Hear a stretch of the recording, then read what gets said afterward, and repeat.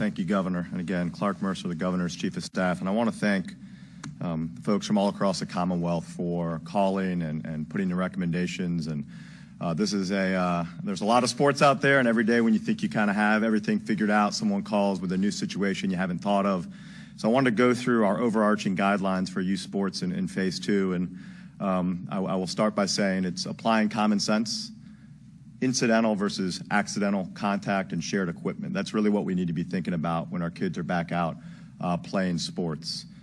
Incidental contact is obviously accidental contact, temporary contact that you don't plan on in a sport. And we understand you can't play sports, a lot of them, without having incidental contact.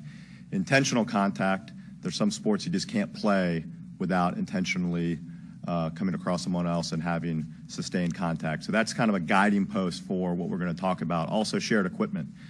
We need to minimize and prohibit the use of shared equipment in Phase 2. But we will have our kids out playing sports, and I'll give a couple examples of incidental contact versus intentional. Karate classes. Can my child go back to having indoor karate classes? Yes. Can your child spar with another child and have intentional contact in those classes? No. We've had folks that run ice skating arenas. Can ice skating start again? Yes. Can we have ice dancing in the ice skating arenas? No. Baseball. When I was growing up, we all shared a helmet. We all shared baseball bats. That's not common protocol now. You have your own bat. You have your own helmet. There's not shared equipment in baseball. Certainly there is some incidental contact that we recognize. Football, high school football, folks should be training right now, getting ready.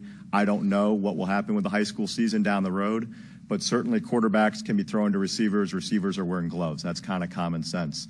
We're not doing tackle football in the middle of the summer anyway. There's certainly some weight training, not using shared equipment, some drills that linemen can do that will accommodate the Phase 2 guidelines. Soccer, I coached high school soccer for 6 years. There's ways to train and structure your practices without having intentional contact. With shared equipment with soccer, it's a very easy to structure a practice to avoid, for example, having throw-ins, right? You can restart from the ground. Obviously, in competitive soccer, once we get going with that, you can't do that. But certainly for most of the training that we do across the Commonwealth, you don't have to have everyone picking up the ball and throwing it in. So that's kind of applying some of the common sense guidelines. In terms of capacity on our fields, indoor and outdoor, indoor is going to be less capacity. It's 30% for an indoor field or 50 people, whichever is the lesser amount, and that's per field. So some of our sports complexes that are large and have a baseball diamond, a volleyball court, and a soccer field, it's per each room should have its own capacity limit, and you'll know how to structure that. Outdoors, it's 50% capacity or 50 people, whichever is less for youth sports. And this is, I think, I was on the phone a couple days ago with a group of folks that coach baseball around the Commonwealth. For youth sports, we need our parents to be able to come, drop our kids off and watch, and for the children that they're overseeing. So it's there's no limit or capacity for the youth sports for spectators, given that their parents are guardians, either watching their children or taking care of their children at the game. And kind of common sense again, baseball, we've got the diamond, 2 dugouts, teams separated, and fans on either side down the first and third baseline, watching from the outfield, social distancing.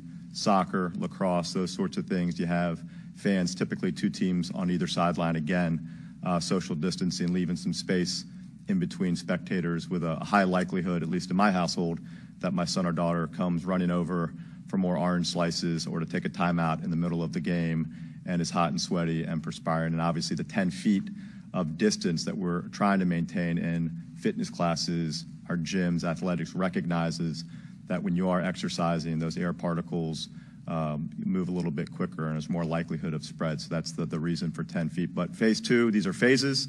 They're not permanent. We will have a Phase 3 in Virginia that the governor will articulate the guidelines for, but you will be able to get your sons and daughters out practicing and playing this Friday. Let's just do it in a smart way. Thank you.